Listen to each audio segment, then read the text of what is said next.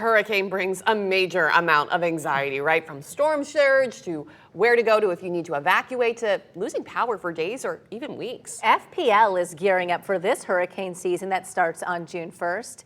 Wink News anchor Corey Lazar is live at the FPL Command Center, which is in West Palm Beach. He's the only anchor from Southwest Florida at the event. So Corey, you're going to be in the middle of a full-scale emergency exercise? Yeah, we are, Lindsay, that's right. So they're going to be starting that around 10 o'clock this morning.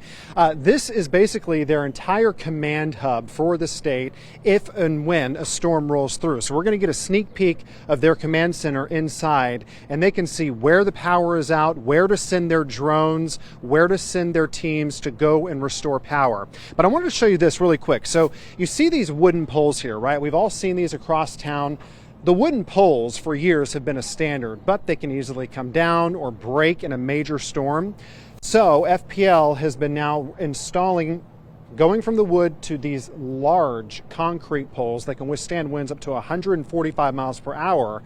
But here's something even newer than that. These round concrete poles that they've started to install in areas where they perhaps can't install these square poles. So now they're more flexible in being able to install concrete poles in different parts of the area. Maybe your neighborhood where they weren't able to install a larger pole like this, but they wanted to get away from the wood, they can use concrete now.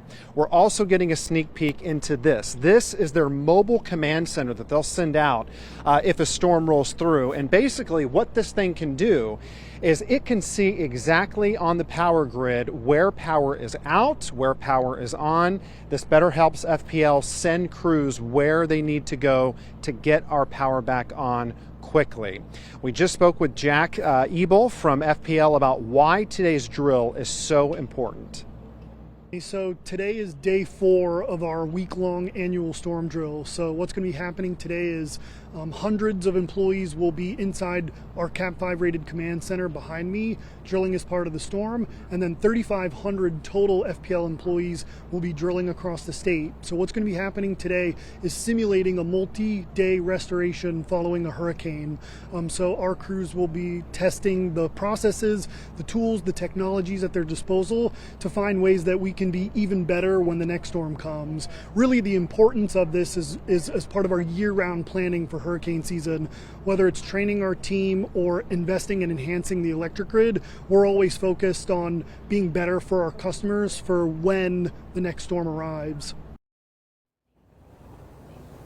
And that's really how I think about it, right? When the next storm arrives, not if. So another big thing that we're going to be asking about today is underground power lines. We know FPL has been putting power lines underground in Charlotte County, and this is kind of what they look like. You see how thick they are.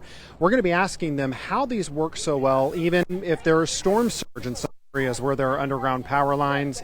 And we are also going to be asking about their new technology, the new pods that they will roll in specific areas after a storm. But again, we're the only Southwest Florida station here today for this drill, and we're going to report back later on Wink News. For now, live in West Palm Beach, Corey Lazar, Wink News. Instead of